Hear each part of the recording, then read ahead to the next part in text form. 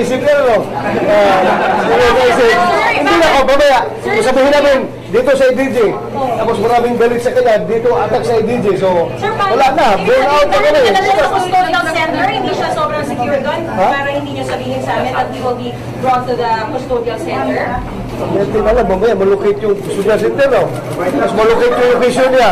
Paliparan ng drone doon, tapos bagsakan ng bomba yung kanyang building. Mahirap na. Hindi kami sabihin yan. Namiss daw niya ako. Bakit daw? Like one, sabi niya, it's just airing his side. It's normal. Nililikod niya, may sugat siya. Sabi ko, papagamot natin yan. Sabihan ko yung polis na nagdala sa kanya sa medical na ipasabi sa doktor yung kanyang sugat para maayos. That's the purpose of medical examination. Kung treatment, kailangan may walang treatment na wounds. And yun lang, wala kami. We both from Davao. Sabi niya, he knows me pretty well. Alam niya na mabait ako ng tao. Yun lang, sabi sa akin, mabait ka ng tao. So, kaya kung kampante ako na sa iyo ako dinala ni Senator Trillanes. Kumpiyansa siya. I can sense it na kahit natanong yung Senator Trillanes kung kumpiyansa ba si Matubato na sa akin ni Atty. Robert. Sir, his fear Davao is quite apparent, ano? Kasi syempre marami siyang mga binanggit na mga pangalan. Sinasabi ni Senator Trillanes na just in case makasamahan niya. But is there still a need for Senator Trillanes to still accompany Matubato just in case he is transferred to Davao? We're not preventing the Senator to do that. In order to allay their fears, kung gusto lang gawin yan, they can do it by all means. But so now, the assurance na mamamatay si Matubato over the dead bodies of these sa IDG personnel who are assigned to escort him. That's my word.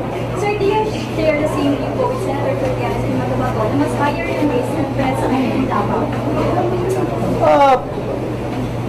Kanilang opinion yan. Pero sa akin naman, mas safer ako dahil alam ko lugar ko yun, Davao, kontrolado ko yun.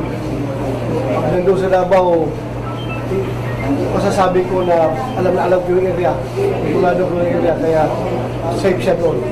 Sir, Trillanes, your reaction to that? Well, yun na nga, no? Yung safety and security is a matter of perspective. Pero ako ay respect si General De La Rosa. He has given me his word. So, I don't have any reason to doubt that. Sir, kaya po bang any request si Matubato? Wala naman. Wala siya, nagpapalabas na siya ng sama ko. Sentiments. Ano specific? Yung sitwasyon niya, bakit siya nagkagano'n? Gano'n lang. Personal lang na yun, personal lang. May pagsisisi ba on this part, sir? May pagsisisi ba? Wala. Sir, di ba na-request na mag-stay siya sa White House? Kamayag ka ba if ever? Pero, mag-i-issue na naman yan. Na gusto ko siya i-accommodate doon kasi may sakit na yun. Tama na dito eh. Sugat na inflicted wounds. Sir, curious lang, did you talk to the president about this? Okay, lahat na lang nang gagawin ko. Gusto nyo i-sabihin mo kay Presidente. Kaya kung makinig na specific directive, sir, and that's what we would want. Wala, busy si Presidente, maraming malalaking bagay na inasikaso. Anyway, i-report ko rin sa kanya. At-turn over ni Senator Trillanes sa amin si Matubato. So, ano yung report? Sir, nakaramdam ba ba na may takot si Matubato yung kausap mo? Hindi. At least na siya eh. Sabi niya nga, ito, pagtanong yun si Senator Trillanes. Sabi niya siya, masaya ako at nakita, maluwag niya yung kalooban ko.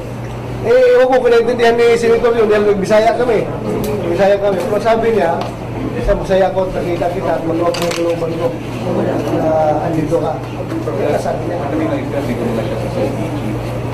hindi nga namin sasabihin dahil mamaya, security ko niya namin. Bahala na si Jan Lubusan. Additional testimonies will be taken from him. Ano bang mangyayari after the voting process? Will there be judicial affidavits that has to be submitted? Limited lang kami sa pag-present sa kanya sa court, doon sa kanyang warrant. Yun lang. We have the last question mo. Wala na po? Going once, twice. Sir, curious, kasi in the Senate, parang yung ina-allege nila na gusto lang nila sila sa mga bago na bitbit ng mga karangalan,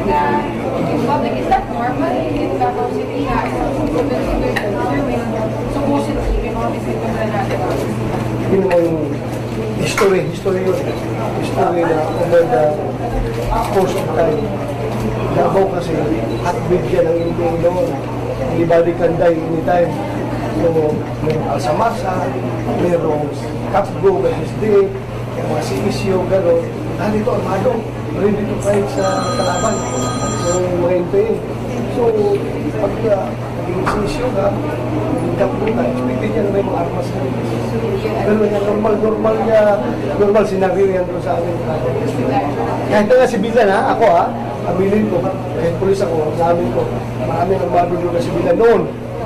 Years before, gano'n, dahil sa lakas nga ng trip ng NPA at yung nag-start yung Alsamasa, everybody wants to fight. So, nag-armas yung mga. Sige po, okay. Thank you very much.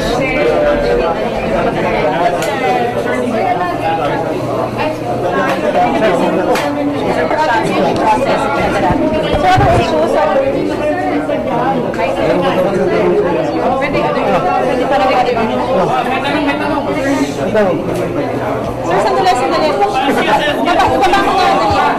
Pag ilipad kasi yan ngayon, it will be useless dahil weekend dahil sa Friday ngayon eh. So kailangan yan before Monday or Monday. Pero sir, yung sinasabi na ni Senator Trillanes that they will exhaust all in order to transfer the case here in Metro Manila because as far as they are concerned, it's really dangerous for Cotabato to be back to Davao. That's fine with me. They are concerned about the witness. So anything that concerns the safety of the witness, fine with me. Luwag kayo, luwag oh. From their perspective, that's better. Dahil yun nga, mas magkasiguro sila dito. From my perspective, ay okay sa akin sa Davao. Dahil alam ko yung Davao, hindi siya mamamatay doon. Sir Jeff, patras lang konti. Tilap. Naintindihan ko naman sitwasyon niya. I'm not holding grudge against him. Naintindihan ko sitwasyon niya. I'm not holding grudge against him. Okay na sa akin. Masaya ako nakakita ako ng pinagabang. Other topics, di ba nabanggit mo yung food crisis, so masilis nila? Yeah. Because of the war on drugs. Di ba delikado yung Tilap, ulo. And just to follow up on that, sir, as a matter of fact, according to an analyst, kapag mas mahal daw, mas magiging inviting and attractive to other suppliers because lucrative yung, kumbaga, yung magiging business nila here in the Philippines. So ito ngayon, balik ko sa yung tanong. Ano gusto nyo? Magmura ang Cebu? Babahayin tayo dito? O kukunti ang Cebu? Nagmahal? From the point of view ng law enforcement, we are concerned about the supply side. The more that we are also concerned with the demand side. Mahal yan dahil mataas ang demand. Mahal yan dahil bumaba ang supply. So, para sa amin, the lesser the supply, the better for us. Ang mababawasan yung level of addiction ng bansa.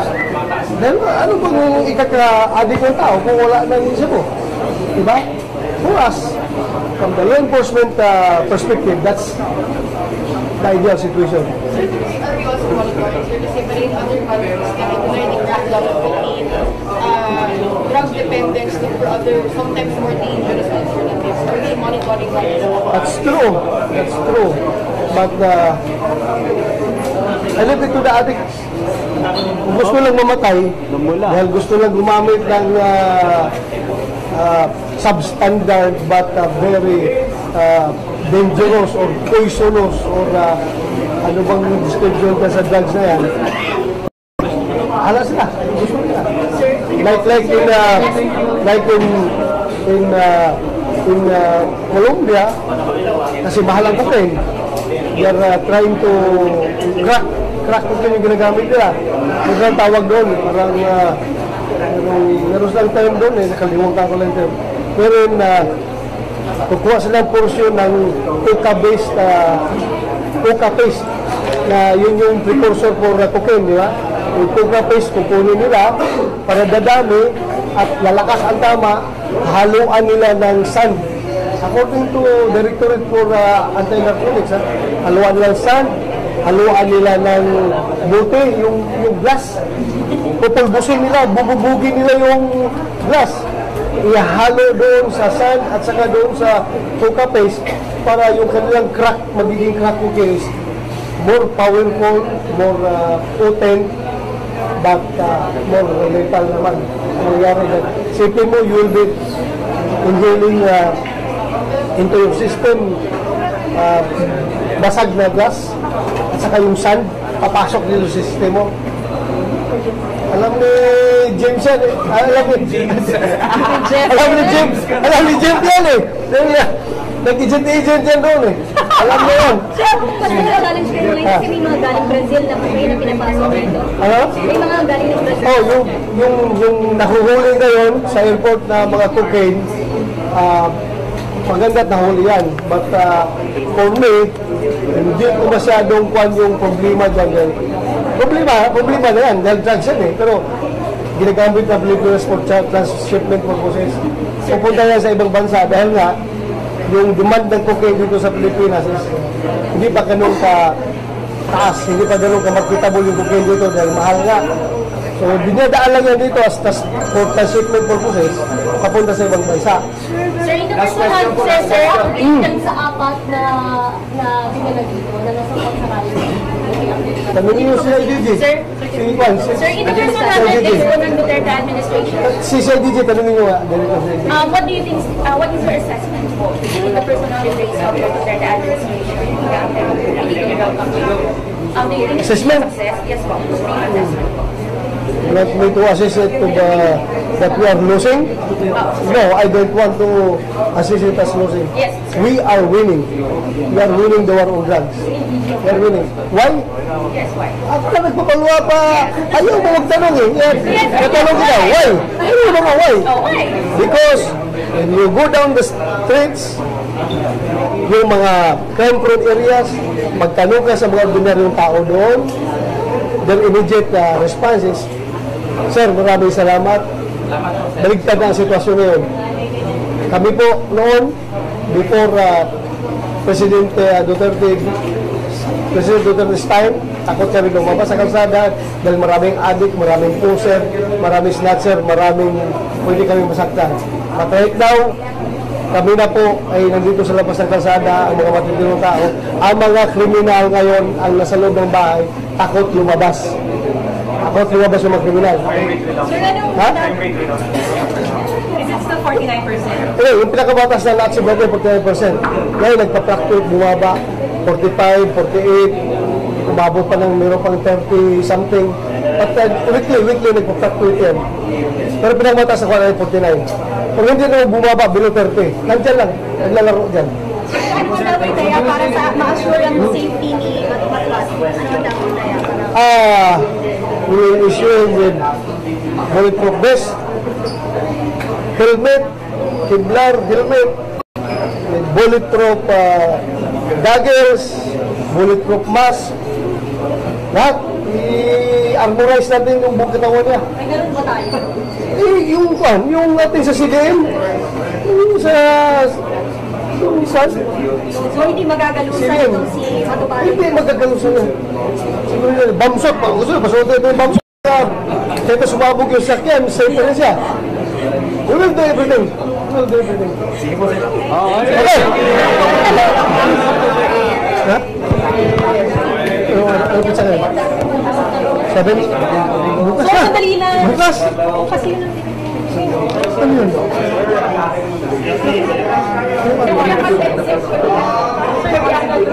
Huwag mo dadalhin tripod, babalik sa sir. Ilagay nyo na lahat dito.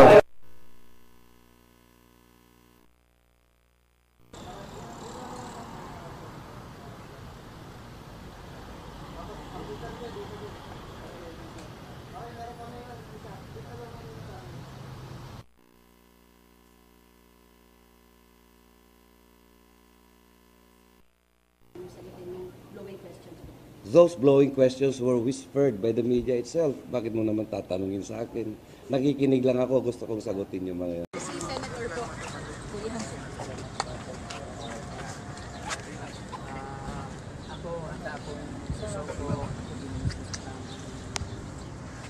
pulis din. Yan ang isasabi ko na hindi ako magtatago, susuko din ako. Pero sir, hindi po ba kayo natatakot? Kasi sa mga pulis po yung idinawit po ninyo na mga kasama niyo sa Davao Death Squad, tapos sa pulis din po kayo susukungan. Hindi naman kayo mababait man yung mga pulis na pala. Yung iba talaga, yung kasamahan ko, yan lang ang swang ko. At saka hindi ako natatakot. Hindi man lahat ng pulis magkasamang tao. Handa po ba kayo kung ano man yung consequences na pwedeng mangyari sa Handa po ako kung ano ang sa akin, harapin ko. Tingin niyo po ba iniipit po kayo ngayon? Bakit po ngayon kayo pinapa-arresto kung kailan sinisiwalat niyo yung nalalaman ninyo? Siguro ma'am, yan ang kwan ko.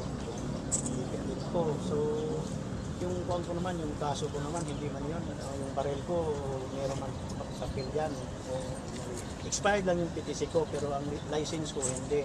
So, nag-bill ako ng 2,000 pesos sa Quezon City.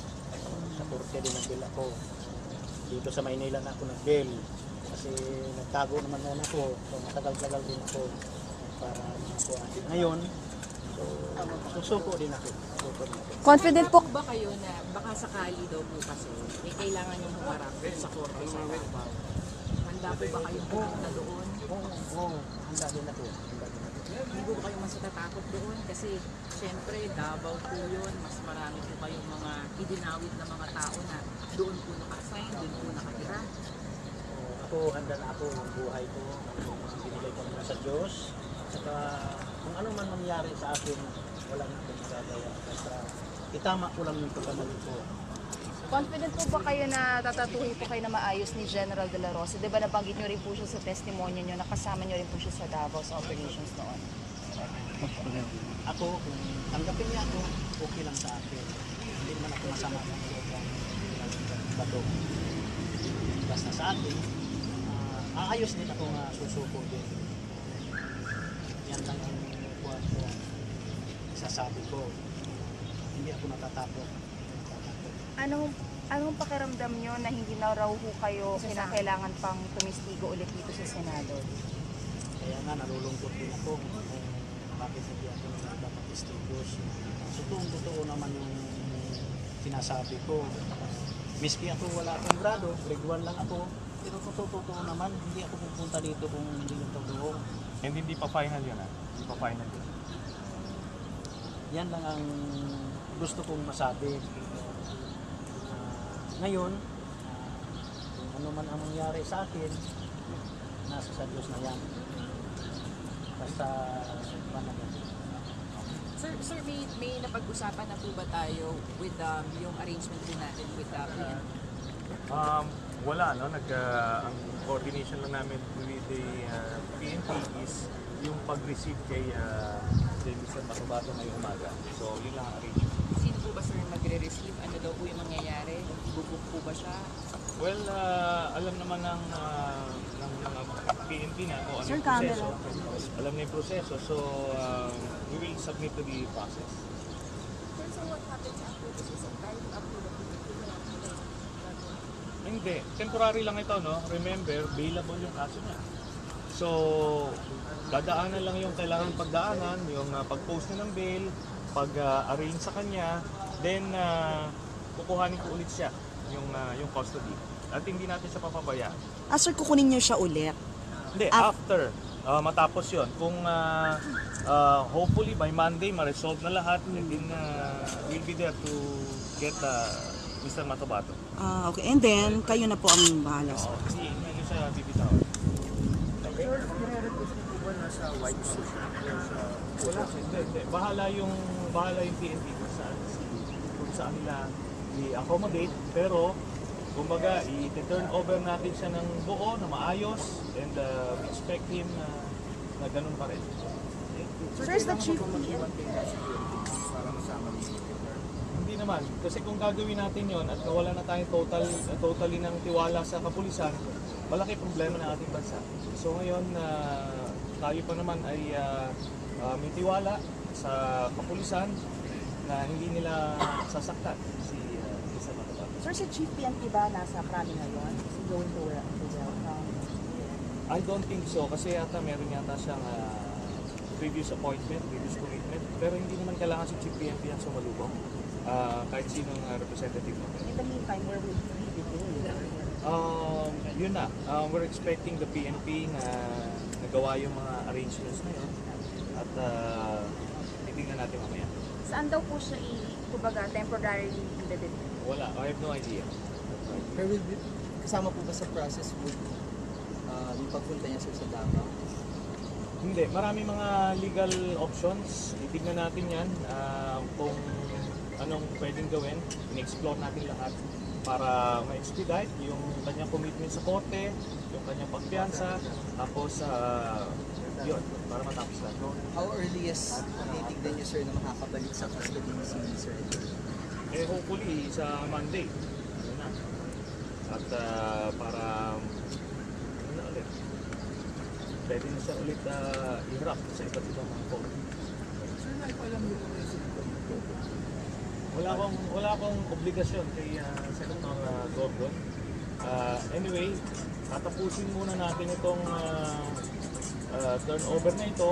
Kung ano man ang mangyari dito, i-report ko yan directly sa Senate President kung ano ang nangyari. And then, everybody else will be informed after. Sir, bakit hindi po nasabi na hindi pa sigurado na kung totoo pwede pa siyang mag-testify ulit sir, sa Yes. Ako sabi po si Senator Gordon. Hindi naman necessarily kay Senator Gordon eh. Maraming paraan para mailabas muli ang istorya ni Mr. Matobato. Remember sinabi niya, lahat ng sinabi niya, yung mga pulis na minention niya, nakilala niya, umamin niya nakilala niya eh. Ayaw lang nilang ituro mismo ni Mr. Matobato kasi mapapahiya yung mga nagdududang mga senador na hindi niya kilala yung mga tao niya. Ngayon yung sinasabing damaged goods, kesyo may kaso doon ng kidnapping case si Matobato, confessed hitman nga siya eh. Di ba? And in fact, that case proves na tama yung sinasabi niya na hindi lang naman siya taga-timpla ng kape. Doon sa heinous crime na parang pinapalabas nila, gano'n. Paano niyo po i-convince yung committee na isama po ulit si I will do whatever I can. Sir, mag-file po. And ito, alam na nung mga taga-heinous crime section, nung mga pulis na yon, na may kaso si Mr. Matobato nung 2000 dahil nga kay Sally Macdum, pero kasama nila sa opisina. Hindi ba kayo nagtataka nun? Di ba? Yun nga ang proof na totoo yung sinasabi ni Mr. Matobato. Okay? Sige. Tayo. Thank you.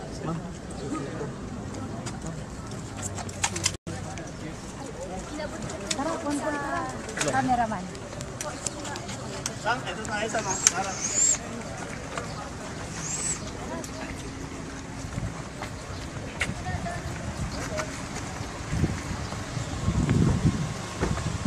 Basit. Sa driver natin. Sana. Ay, pare.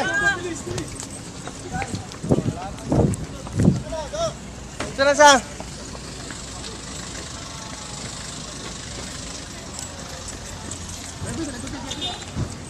Harap ka? Sige. Dali.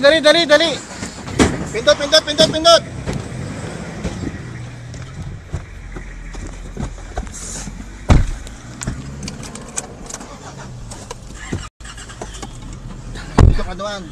Go.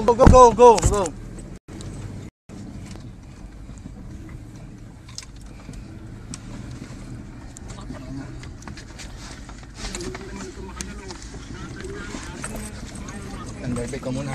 Sige lang. Sa ngayon po ay nakikita nyo po sa ating live video from FB ay sinusundan po natin ngayon yung convoy ni Senator Antonio Trillanes, kasama po itong si Edgar Matobato patungo nga po ng Philippine National Police sa Campo Crame. So hopefully pagdating doon na inaasahan sasalubungin na ito si Edgar Matobato ng mga representative mula sa Philippine National Police.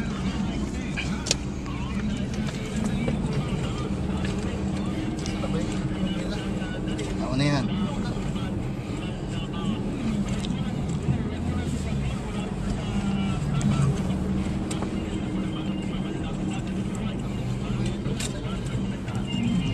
Baka sa likod eh. Sa likod doon? Saan? Pinamimidya. Pinamimidya. Wala tayo ha. Tinan mo ha. Balik mo, ito mo lang, wala pa. Sa loob na lang kaya.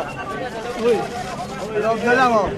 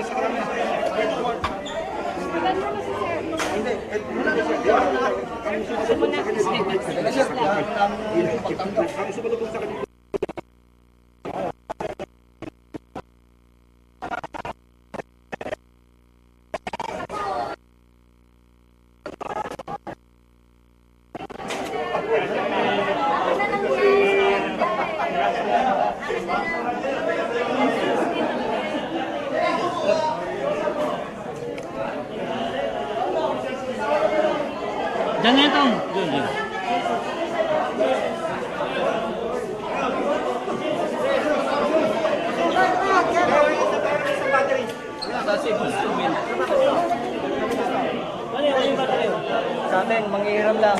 Bisa dito ko. Naipit tayo sa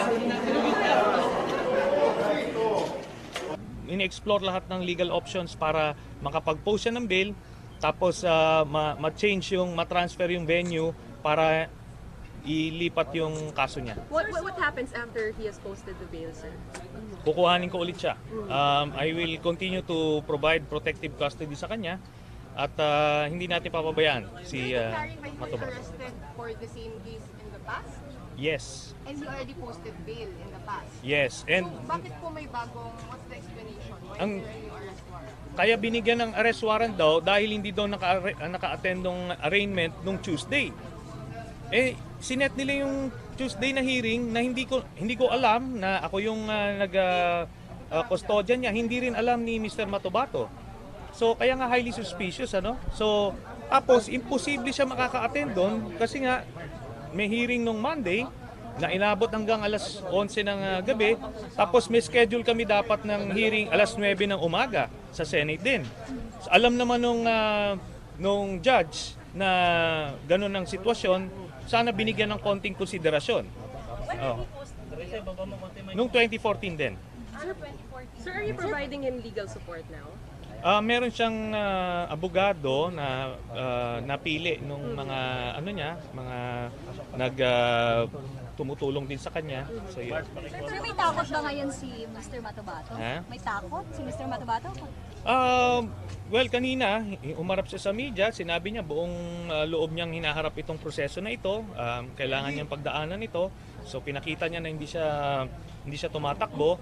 At siyempre, may sa mga ganitong mga panahon, may mga konting anxiety at not knowing kung anong mangyari. Pero maganda naman yung pagbigay sa atin assurance ng PNP na hindi siya masasaktan dito sa Other than this case, sir, meron pa ba sa ibang kaso? CIDG po ba sa custodial center? Where will he hindi inaayos pa nila, no? Pero nga tinitingnan natin as soon as makapagpiyansa siya at eventually matransfer dito, makapag-arrange siya, babalik ulit siya sa ating kustodiya. Sir, you seem to be implying na pati the courts, sir, are involved in this. Parang nga iipit si Mr. Matubato. Is that what you're saying?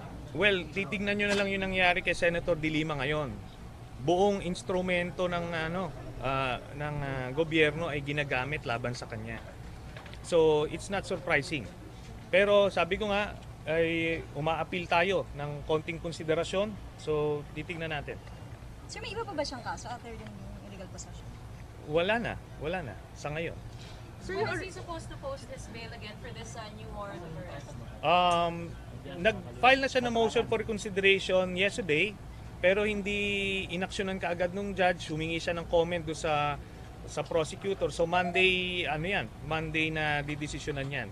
Dito sa pag-turnover dito, pinapakita rito na wala siyang intention to flee. Kaya we are expecting na i-grant ulit yung kanyang bail. So as soon as mangyari yan, magpapiyansa siya kaagad. Sir, magkano bail? Nung last time, 2,000 pesos. So kung dodoblehin nila yan, edi 4,000 pesos. Sir, may schedule na ulit yung arraignment na bago? Wala pa. Okay. Sir, just your thoughts, no? Kasi parang yung mga witnesses, they were all given, most of them were all given immunity. Tapos ito, hihuli pa, may bagong warrant of arrest. Just your take on this. Well, I hope nare-realize nila yung ginagawa nila dyan, Pinapakita na itong, lalo na itong mga taga DOJ, ginagamit nila yung kanilang power at influence to pursue political ends.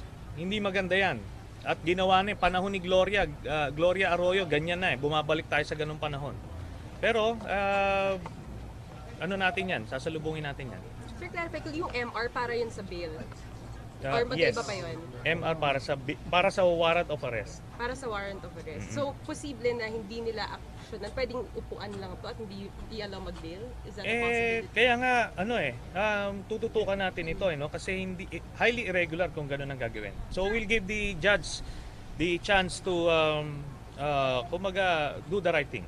Sir, sabi niyo you're exhausting all means para hindi siya bumalik ng Davao. Pero what if kung talagang kailangan niyang bumalik ng Davao, ano yung nakalatag natin? Di ibabalik siya, yung PNP ang magdadala sa kanya doon, but all the way, babantayan naman natin. Would you accompany here? Nandun yung fear niyo kung bakit ayaw niyo siyang ibalik muna sa Davao. Ano yung... Well, definitely, alam niyo naman, teritoryo ng presidente yon, marami siyang tinuro doon sa Davao City.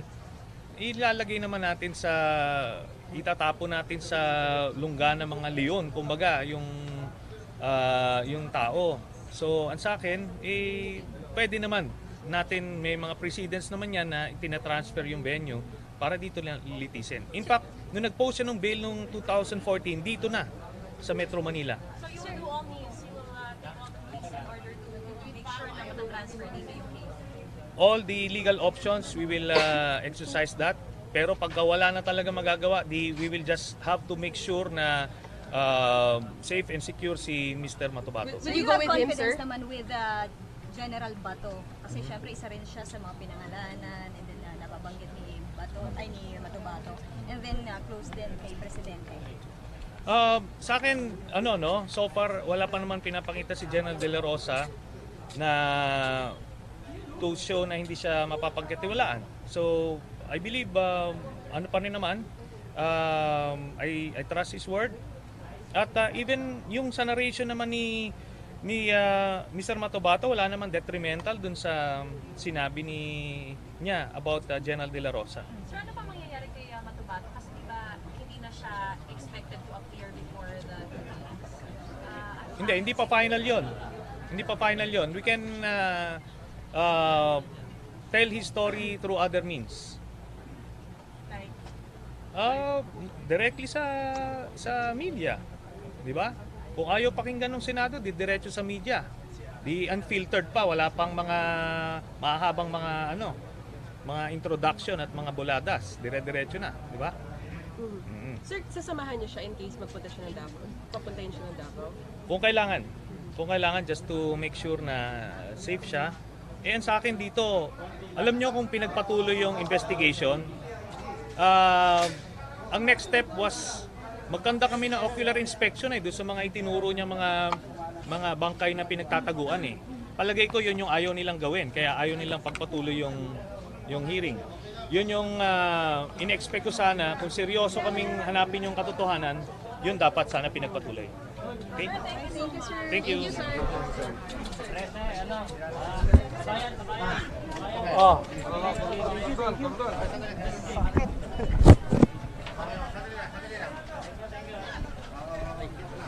Bakla.